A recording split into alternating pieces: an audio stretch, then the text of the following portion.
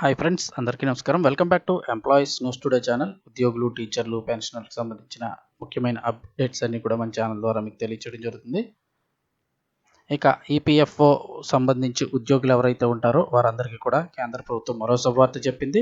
EPFO ఉద్యోగులందరికీ కూడా ఈ శుభవార్త అయితే చెప్పడం జరిగింది. సో వీడియో పూర్తిగా చూడండి, అలాగే తప్పకుండా లైక్ చేసి ఛానల్ని సబ్స్క్రైబ్ చేసుకోండి. వివరాల్లోకి వెళ్ళిపోదాం. ఈపీఎఫ్ఓ అకౌంట్ ఉన్నటువంటి ఉద్యోగులందరికీ కూడా కేంద్ర ప్రభుత్వం మరో గుడ్ న్యూస్ చెప్పింది. పీఎఫ్ పాక్షిక ఉపసంహరణ విషయంలో నిబంధనల సరళీకరణకు ఉద్యోగ భవిష్య సంస్థ ఈపీఎఫ్ఓ ముందుకొచ్చింది. అంటే ఆ రూల్స్ అన్నీ కూడా మరింత ఈజీ చేసేసింది. ఇప్పుడు చందాదారులు, ఉద్యోగి యజమాని వాటాతో సహా పీఎఫ్ నిధిలో అర్హమైనటువంటి అవసరమైన బ్యాలెన్స్ 100% వరకు కూడా మీరు విత్డ్రా చేసుకోవచ్చు. కేంద్ర కార్మిక శాఖ మంత్రి మన్సుఖ్ మాండవీయ నేతృత్వంలోని సమావేశమైన EPFO central board of trustees ఈ మేరకు నిర్ణయాలు తీసుకుంది. దీంతో ఇప్పుడు 7 కోట్లకు పైగా ఈపీఎఫ్ఓ చందాదారులందరికీ కూడా ప్రయోజనం అయితే చేకూరనుంది. ఇక పీఎఫ్ పాక్షిక విత్డ్రాకు సంబంధించిన 13 సంక్లిష్టమైన నిబంధనలను సిబిటి ఒకే నిబంధనగా క్రమబద్ధీకరించింది. 3 రకాలుగా, అంటే ముఖ్యమైన అవసరాల కింద అయితే చెప్తూ ఉన్నారు.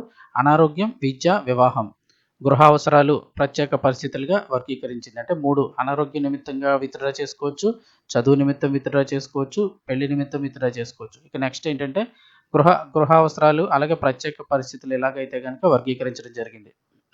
మొత్తం ముఖ్యమైన అవసరాలు, గృహ అవసరాలు, ప్రత్యేక పరిస్థితులు 3 రకాలు.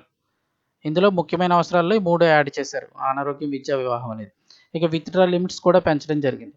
చదువుల కోసం 10 సార్లు తీసుకోవచ్చు, వివాహ విషయంలో 5 సార్లు వరకు కూడా పాక్షిక విత్డ్రా చేసుకోవచ్చు.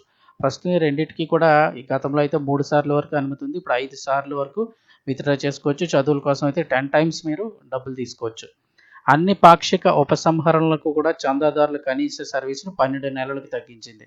గతంలో ప్రత్యేక పరిస్థితుల ఆప్షన్ కింద మీరు పీఎఫ్ ఉపసంహరణ, అంటే పీఎఫ్ డబ్బులు తీసుకోవాలంటే నిరుద్యోగం, ప్రకృతి విపత్తులు, సంస్థల మూసివేత వంటి కారణాలు చూపాల్సి ఉండేది. అంటే 2-3 నెలలు ఉద్యోగం లేకపోవడం, ప్రకృతి వైపరీత్యాలు, లేదంటే మీ పనిచేస్తున్న సంస్థ మూసివేస్తే మాత్రమే పీఎఫ్ విత్డ్రా చేసుకోవాల్సి ఇవన్నీ కూడా కారణాలు చూపించాల్సి ఉండేది.